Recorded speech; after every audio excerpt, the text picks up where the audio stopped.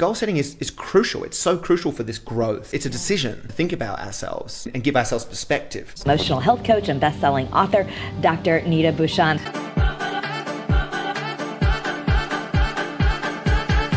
Dr. Nita Bhushan. I'm so glad you're here. I'm really stoked to be here too. I'm excited. Yeah. I feel like when we initially connected, you were both part of, a very similar community, creating some major impact. And I feel like you have so much adventure and zest and bravery in your bones. And I kind of want to start there.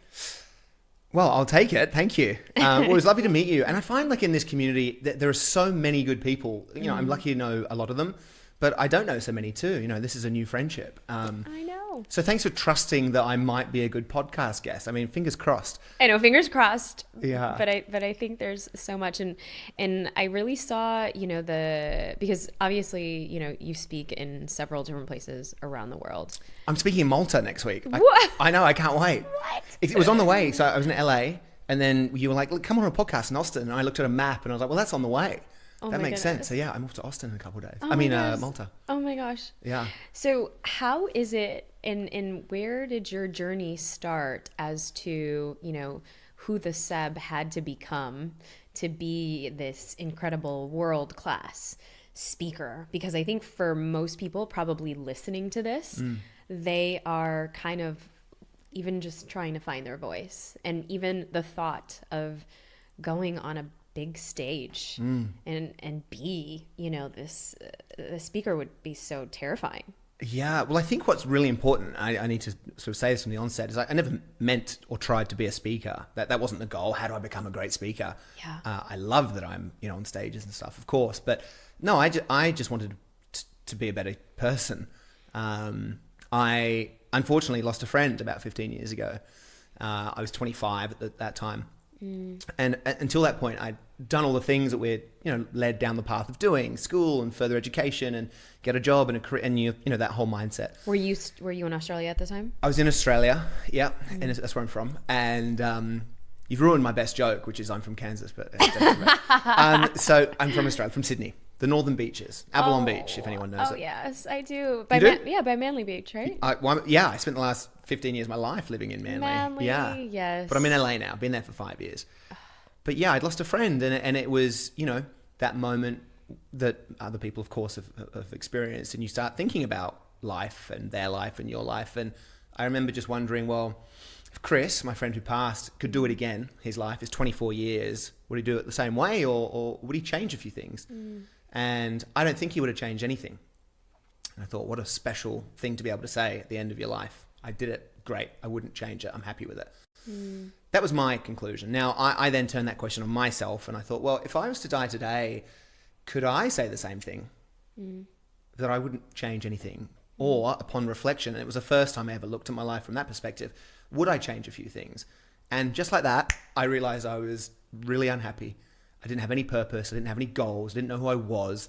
I hadn't smiled genuinely in a long time. And I thought, well, how do I change that? How do I become happier? Yeah. So I just started writing down a list of things, literally on a piece of paper that I went and fetched with a pen. One thing turned into 10 to 20 to 100 things. And it was just this, when you start thinking about this stuff, it just floods out. Sure. Because it was very repressed for me. I grew up very sheltered.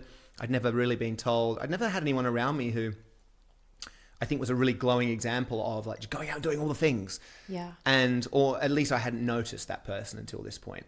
And yeah, I suddenly had this list of 100 things, and I thought, I'm going to do that.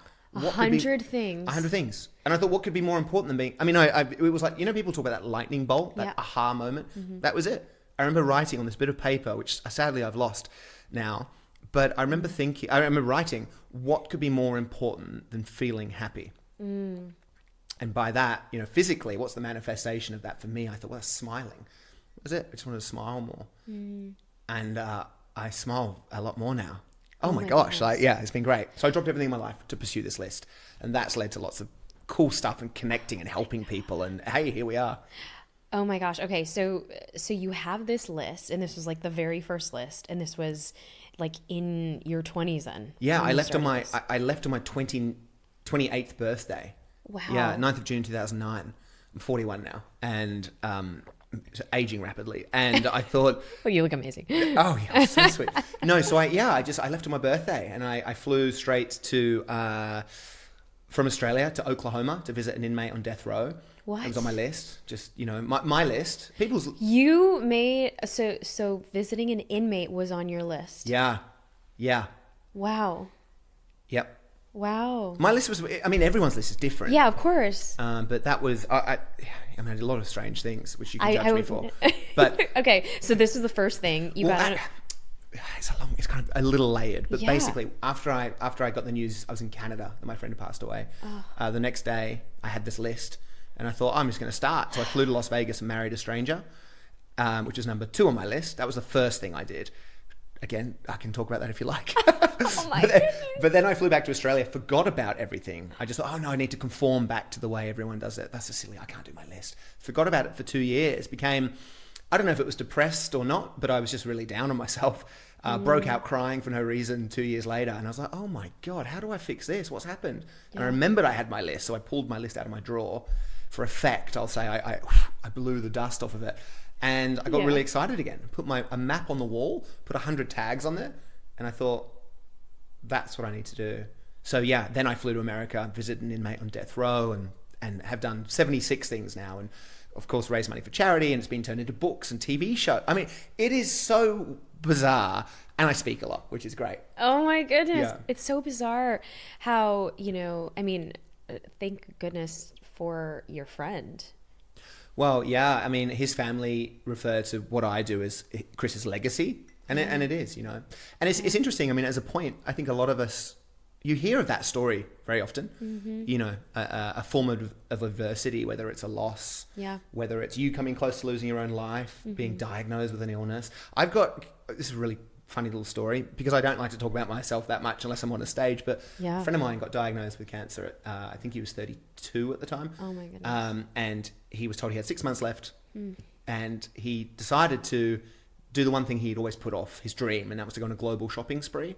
So he went on this global shopping spree. He got 4 credit cards to do it because he didn't have any money.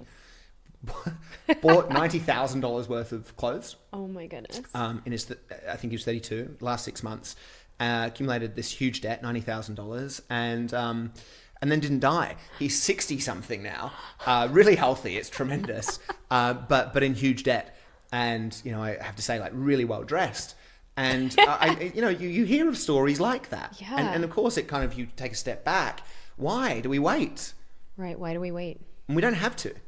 Yeah. It's a decision to think about ourselves and give ourselves perspective. We can all press pause and just take a step back and cheers the microphone and, how have I been going up to now? Where am I right now? If I keep going in this direction, is it a good place? Will I end up in a nice place? If not, what do I change? And I think that, of course, leads to goal setting, meaningful goal setting. Of course. Yeah.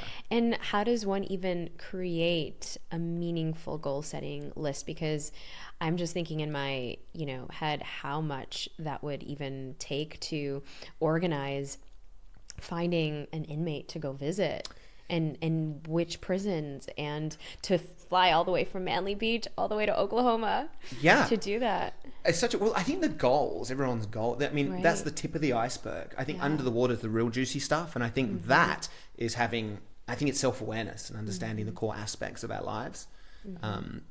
Common things like love, key relationships, impact, professional development, personal development, physical health, whatever these, we run a lot of courses on this stuff, and there are 12 really commonly shared ones, and you and I would have a lot in common, I'm sure, as all the listeners. But if you understand what they are, then you layer on top goals to strengthen those aspects. So, creativity is a big one, and I think experience, of course. And I think, like, if you start looking at that really creatively, like all these aspects of your life, you can come up with these goals that may seem so bizarre. Marrying a stranger or jumping out of a plane naked or something. Is that what you did? Oh, I did do that. Yeah. Yeah. But they're linked to something far deeper, and that's the important stuff. But yeah, so, you'd hope that everyone, whatever it is they're doing in life, they're doing it for the reason of that it's activating something that's very important to them, The core. So take us through kind of your framework of, like, the core pillars. Well, I refer to it as a wheel. This is, you're going to laugh at me so much. So for years, I've been teaching this and calling it the wheel of life. You imagine a bicycle wheel and you have these spokes, and the spokes give the wheel structure, allow it to roll. What are your spokes, right? What are your spokes? And the way I get into that is, I get people to write a eulogy as if today was their last day. Be really honest, really candid. Don't be too self-critical, but be honest. Label the things that you've done well at, label the things that you've overlooked, and there's opportunity for change. And, in that change comes, the opportunity to goal set. But more importantly, I think from doing a eulogy, you understand these key concepts: love, relationships, et cetera, et cetera, et cetera. All of the things that we kind of sometimes take for granted. And those are your spokes, right? So I was telling someone this, and they said, oh yeah, the Wheel of Life, I've read that before. And I was like, oh, you've read my work, have you? And they're like, no, this is something that's very common. A lot of people use it. So maybe people are familiar with that already. But yeah, Wheel of Life, understanding these core aspects, spokes of your life. That's where it starts. That's the structure.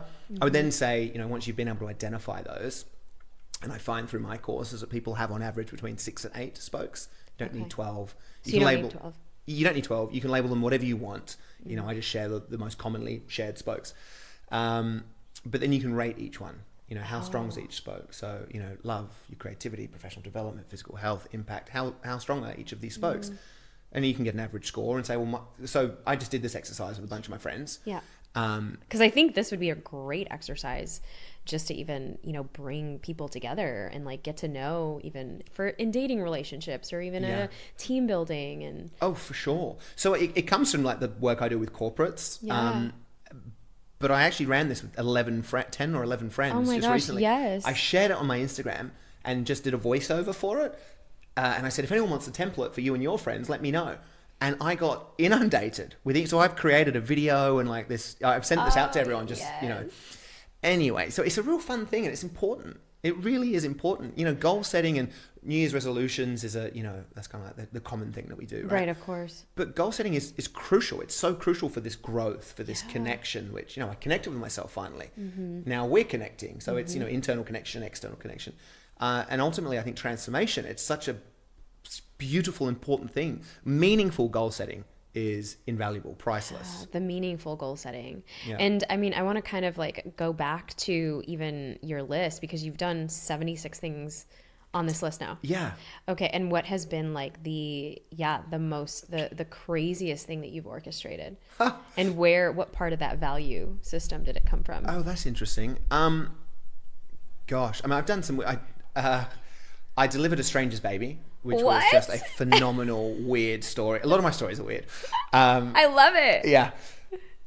So basically I got an email from a stranger in Canada. Okay. And she said, I've been following your story. I wrote about her in my book. I've been following your story. You can deliver my child. If you come to Canada, we've got a deal. So I rang her and she was serious. So I got my credit card out and I flew to her hometown in Canada called Regina, which is the capital of Saskatchewan. Oh, wow. And I missed the birth. Now, I was devastated. Baby was healthy. It was an emergency delivery. And then the media had followed me. The media tends to follow my stories. Yeah. For some unknown reason. And so I ended up doing a morning breakfast interview to the country on this show called Canada AM. And the host was not very nice to me the whole time for some reason. And yeah, he interviewed me and he said, what are you going to do now that you failed? And I said, well, if there's anyone watching who's 5 centimeters dilated or more, email me. And I got 10 offers and I delivered a child the next day. What? It was so bizarre. So to your question of what spoke does that relate to? I mean, geez, I think there's an element of connection. I mean, I really experienced, I remember at the time experiencing this complete, I don't know what you would call it, like purpose. Yeah. That everyone in that room, I had one of her legs over my shoulder, by the way. Oh my I got the goodness. baby put in my hands. I got to put the baby, they went on to call Oakley, on Carmen's stomach. Carmen was a mother. And everyone, we weren't worried about, oh gosh, what's, tax, money. Like nothing mattered. Schedule. It was just complete, absolute focus on one thing. And that presence is something I try and get to a lot. I think it's a really lovely place to be. Well, and even just the trust that she had, the trust that you had, the trust, and the vulnerability even that's coming up of, hey, she's meeting a stranger who's not a doctor. Like, I asked her afterwards the question that everyone, I'm sure you're wondering, like, why? Yeah. Why on earth would a stranger invite me to do that? And I asked her a few hours later, and so I said, Carmen, why did you help me? Why did you invite me into the most intimate thing you and your partner could go through? And she said, passion inspires passion. And it's never left me. If you think about that, if you think about someone who's passionate in your life, and of course you're passionate about what you do, but if you think about someone else, you're drawn to them. You can't help but feel a level of motivation for yourself. And you're like, what am I passionate about? So there's a ripple effect to doing stuff you care about. Totally. She said passion inspires passion. And as I said, it never left me. I think that if you're able to, it's kind of what I talk about actually, but if you're able to leverage passion, by definition, passion is an emotion which is barely controllable. So as a verb, passion, if you're able to focus that, harness it, and direct it into the things that you're doing, you're unstoppable. You summons this resource, this energy, this creativity that you just don't have in any other place. Yeah. It's hard to get that, but if you're passionate about what you do, you get there. And the ripple effect is immense, whether family, friendship circles, families, communities, businesses, etc. Oh my goodness. And I mean, it's like for so many people to even be so excited and just energized by, it sounds like even like your zest for life. And that's what you're kind of giving other people permission to do. Yeah. How amazing is that? Well, and have fun at the same time. I just feel like, why not? Yeah. Why not? Yeah. People, I almost feel like with personal development and this idea of like growth and stuff, it can be a pretty like vanilla, dry environment. Yes. And why? We all want to play. Yeah. We all want to have fun. We all want all the things. I can't talk about that. Everyone wants to talk about it. Right. Everybody wants to. Most people have done those things. And I feel like if you can just bring that into the open and say, hey, who are we kidding? Yeah. Like, let's just have fun with this. What do you truly want to do? How do you truly want to be? And I think if you can be really authentic in every expression, in every aspect, if you can ultimately be yourself, not have to hide pieces and all this, and just be comfortable with that, that's living well. That's growing. That's truly living a fulfilling life. And I'm dedicated to it. And I love the idea. I feel so grateful and blessed to be on stages talking to all these people about it. And what have you seen in terms of the, people who've taken your courses and are following your wheel of life and this approach to, having and doing these experiences and adventures on their spokes? What have you seen the messages coming in when they've actually accomplished some of those things? I got a message yesterday on Instagram from a lady who heard. Do you know Light Watkins? Oh yeah, of course, right? Of course. Great guy. We did a Love podcast about a year ago. He's amazing. He's amazing. And the message from her was, I actually shared it on my Instagram today. She said, "You don't know me. I heard a podcast you did with Light Watkins ages ago. My life has been completely transformed." She then said, "I'm drunk right now and I'm not going to share what happened, but I will." So she got back to me and shared that she made a big career decision. Her life is completely different. She has a list and she feels that she's living on purpose. Now, I'm waiting for another email from her. She said she'd give me more details. So I don't know exactly what she's done. But yeah, this is the message that comes back. People feel like they're living on purpose. Because ultimately we're all the same. We want that. We want to feel good. When my friend passed away, I identified that I wanted to feel happy. I wanted to smile. I mean, ultimately, I just wanted to feel good. I'm no different to anyone else. We all want to feel good. We all want to feel like we're living with a sense of purpose. The stuff that we do means something to ourselves. Right. And I think if you're able to do that over a consistent, period of life, all of your life, hopefully, through meaningful goal setting, pursuing things that matter, you grow. And again, I've said it a few times, but you connect. Right. There's the connection piece. Yeah. That I feel like so much of us now in our, in the times that we're living in, it's so easy to be connected through social and things like that. But then there's still that disconnection, because it sounds like what you're evoking is this sense of this full creativity and experience of yourself. Yeah, we're great as individuals. We are the spark, of course. We have an idea and we take that first step. But, we all find, or a lot of people will find, and I certainly have, that as soon as you take that first step, you're surrounded by people who are like, oh, I want to be a part of that. During COVID, we started throwing surprise birthday parties virtually on Zoom for complete strangers. I love it. So we had a good friend of mine now called Chris. His mum's turning 99. So I said on Instagram, we need 99 people for a surprise birthday party on Zoom. Who's in?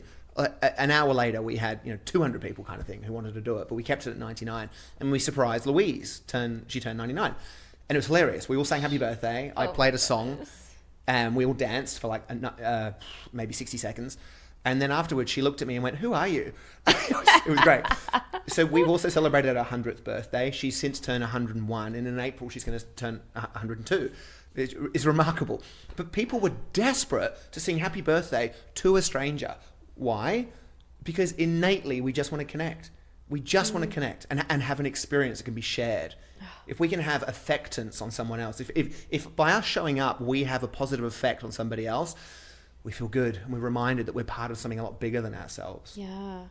And what advice would you give for those that are listening even, and they're kind of like getting sparked, and they're like, okay, I want to do something like this. I want to create my list. I want to, like, what would be like the first steps?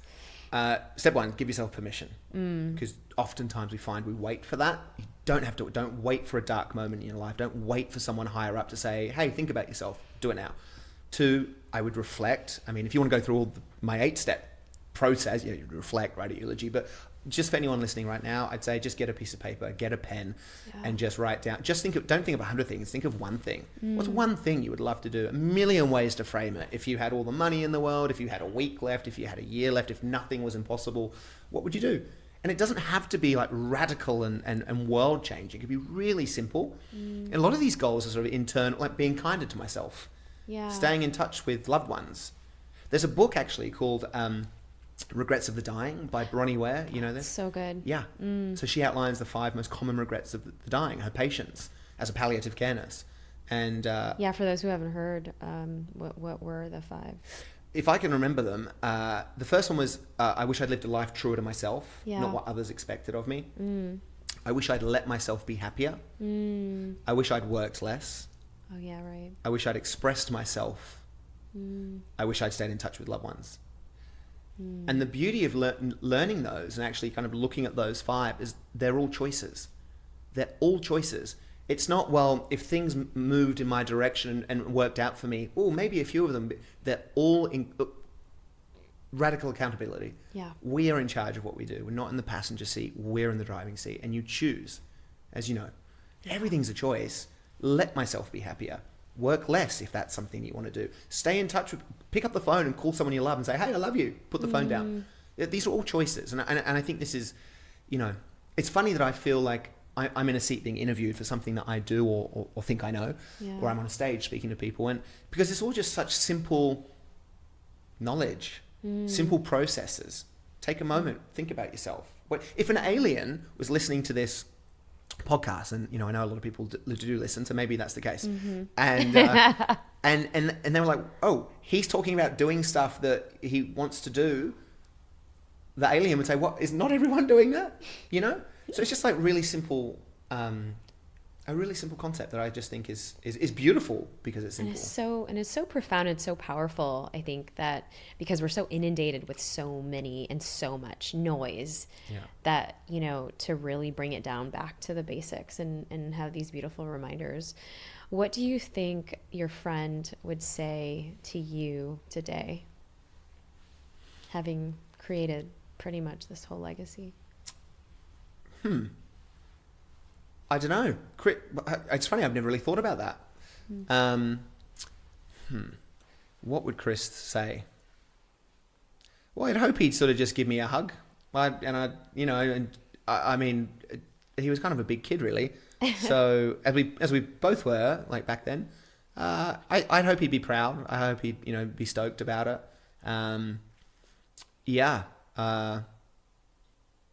Interesting. I don't know, but I hope it would be a nice feeling, and it'd be great to chat to him about it. Yeah, so fun. And as we get into our igniting round, this has been absolutely incredible. And I didn't want to. I felt good about it. Oh my God! Okay. Absolutely. Good. No, there's more. So before we get into that, where can people actually get connected to you, your book, your work, and everything around. I mean, I feel like you've sparked so much and reignited the juices of creativity and how we can really connect with our deep desires and actually our purpose again. Yeah. Where can we find do you think that? Do you think that's the effect of us having this chat? I feel That would be like, amazing. Oh my gosh. Yeah. So where can we? Website, sebastianterry.com. Okay. It's my first name followed by my second name. And then Instagram probably. Okay, Instagram. At Seb100things. Yes. Well, and I do want to say, if anybody has an idea for Seb, Oh yeah. to actually send it to you. Oh yeah, Like for sure. if it's as crazy as delivering somebody's baby or I'm all jumping about out that. of a plane naked. Yeah. No, I try and say yes to as many things as possible, within reason. Even podcasts in Austin. So no, don't throw that out there because I will say yes, most likely. But yeah, and I live in Venice, LA. So if anyone sees me, come say hello. Oh my gosh, amazing. Okay. So as we get into our igniting round, I ask all guests this. You can go as fast or as slow as you want or whatever comes up. But what does it mean to be brave at this stage and season of life? Oh, great question. I'm going to come up with something so less profound than anyone else.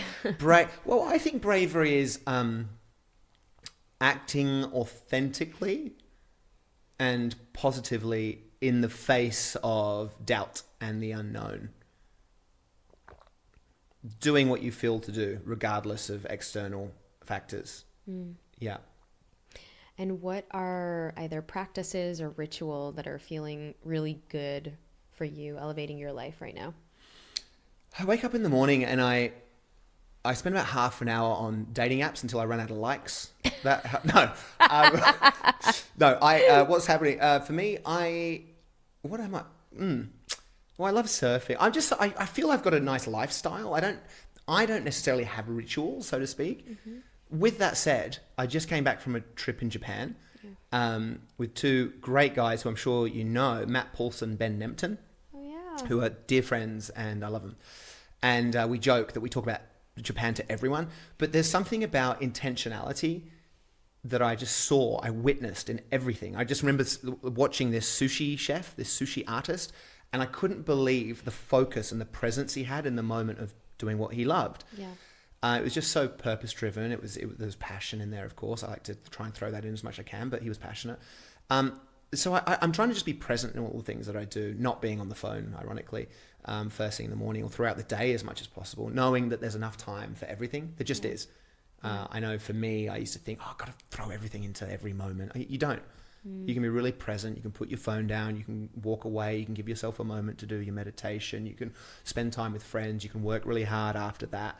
So I don't have specific rituals, but I'm trying to live in a way that honors being present, being intentional with what I do. And yeah. I love that. It's beautiful. And what are you braving currently?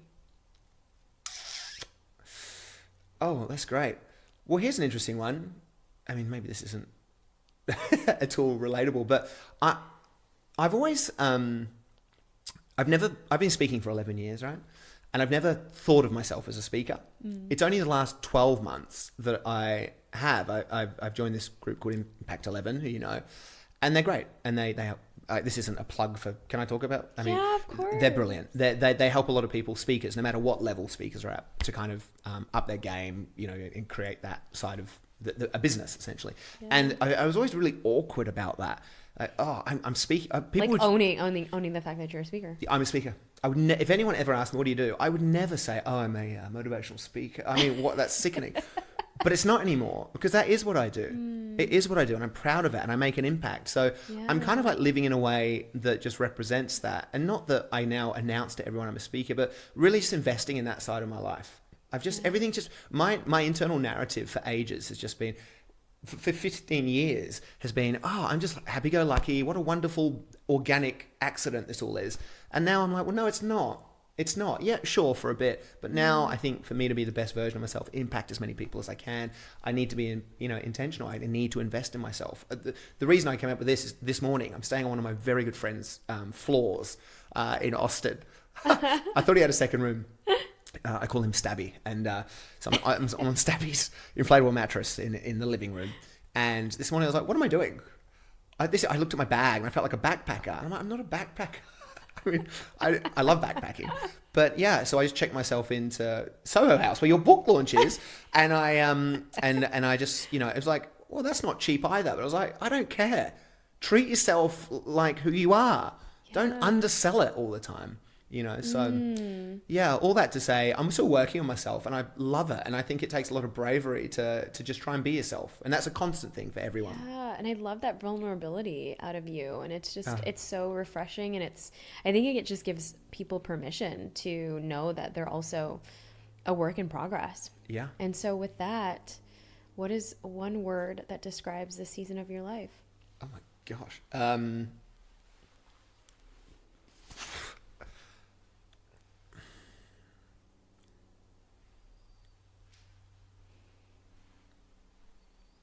I don't know. Action-based, curious. Yes. No. Happy. Yeah. Yeah, that's it, actually. Happy. Oh my God, I am so stoked right now and everything. This is great. I genuinely am. It's so nice being in here. Thank you. Thank you. No, thank you. No, thank you. And okay, final. So you can pick an affirmation card or a conversation card, but I think we'll go with an affirmation card for you. Okay. Yeah. This one? Yeah. Oh, great. Okay. Oh, okay. I see. Like that. That sucks. Now what? We give it to everybody. Okay, so pick one. Just from anywhere in there? Yep. Okay. Whatever feels right. Okay. Oh, that one. Yeah, definitely that one. Okay, that felt good. Right. Okay, read the white part. The white one. Mm-hmm. I trust divine timing and that everything happens as it is supposed to. I am thankful to be in the right place. What is meant for me is coming my way. Well, there you go.